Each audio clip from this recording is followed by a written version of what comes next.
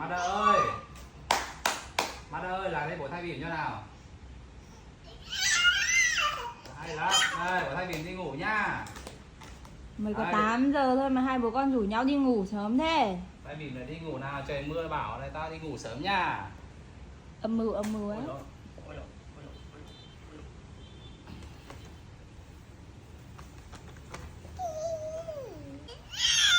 Con thay bỉm sướng lắm mà phải không?